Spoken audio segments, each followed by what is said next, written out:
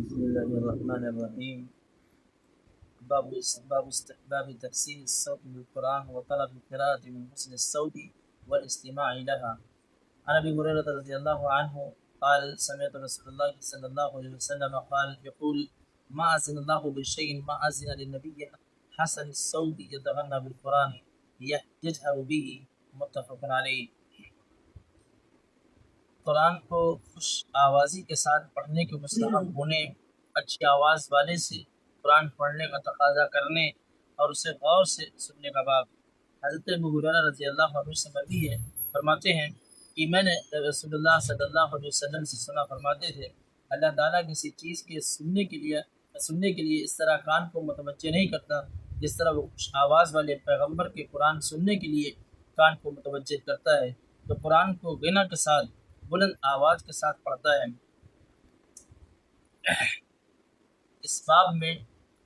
قرآن کو خوش آوازی کے ساتھ یعنی اچھی آواز میں پڑھنے کے استحباب یعنی مستحب ہونے کے سلسلے میں جو بھی حدیثیں ہیں اللہ کے نبی صلی اللہ علیہ وسلم کی وہ ذکر کی جائیں گی. اور جو قرآن اچھا پڑھتا ہے، اس کے مخارج اچھے ہوں، اس کو یاد اچھا ہو، اس سے کبھی کبھی قرآن سننے کا مطالبہ کرنا، یہ اللہ کے نبی صلی اللہ علیہ وسلم نے بھی کیا ہے. کہ حضرت عبداللہ بن مسعود سے اللہ کے نبی صلی اللہ علیہ وسلم نے خاص طور سے ایک مرتبہ کہا کہ اے عبداللہ بن مسعود مجھے قرآن پڑھ کر سناؤ. تو حضرت عبداللہ بن مسعود کہتے ہیں کہ نبی صلی اللہ علیہ وسلم میں آپ کو پڑھ کر سناؤں تعجب سے، یعنی قرآن تو آپ پر نازل ہو رہا ہے اور آپ اس کے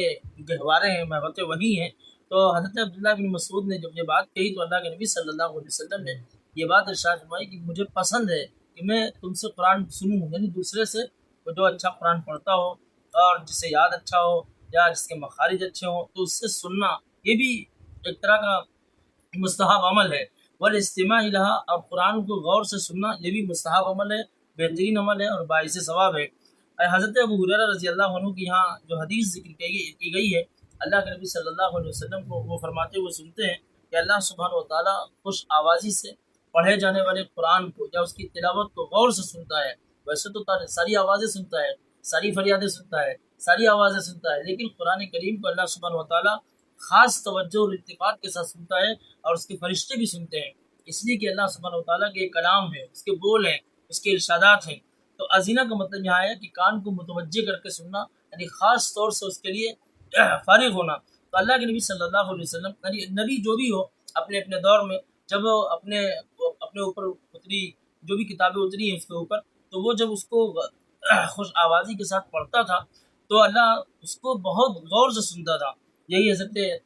داؤد علیہ السلام کا واقعہ ہے کہ اللہ سبحانہ و تعالیٰ نے انہیں بہت بہترین آواز دی تھی اور ان کی جو لے تھی یا جو ان کی موسیقی تھی یا ان کی جو غنائیت تھی وہ بہت بہترین تھی. یہاں تک کہ کتابوں میں لکھا جاتا ہے کہ حضرت داؤد علیہ السلام جب زبور پڑھتے تھے تو پرندے بھی جھنڈ لگا کر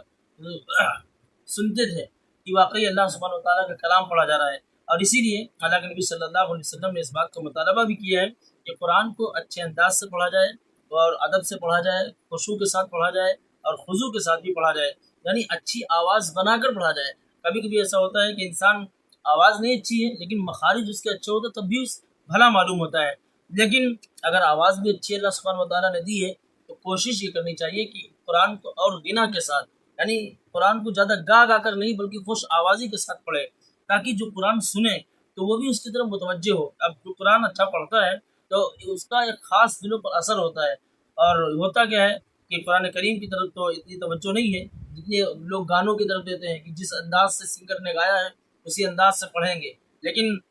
کوئی بڑا امام جب کوئی بڑا قاری اس کی بہت کم لوگ نقالی کرتے ہیں، اس جیسا پڑھنے کی کوشش بہت کم کرتے ہیں، یہ بہترین بات نہیں ہے. اس لیے چاہیے کہ اللہ سبحانہ و تعالیٰ کے اس ارشاد پر یعنی اللہ کے نبی صلی اللہ علیہ وسلم کے اس حدیث کو دیکھتے ہوئے کہ خوش آواز پیغمبر کے قرآن پر اللہ سبحانہ و تعالیٰ خاص طور سے سنتا ہے. اور جو امتی بھی اپنے نبی کی اتباع میں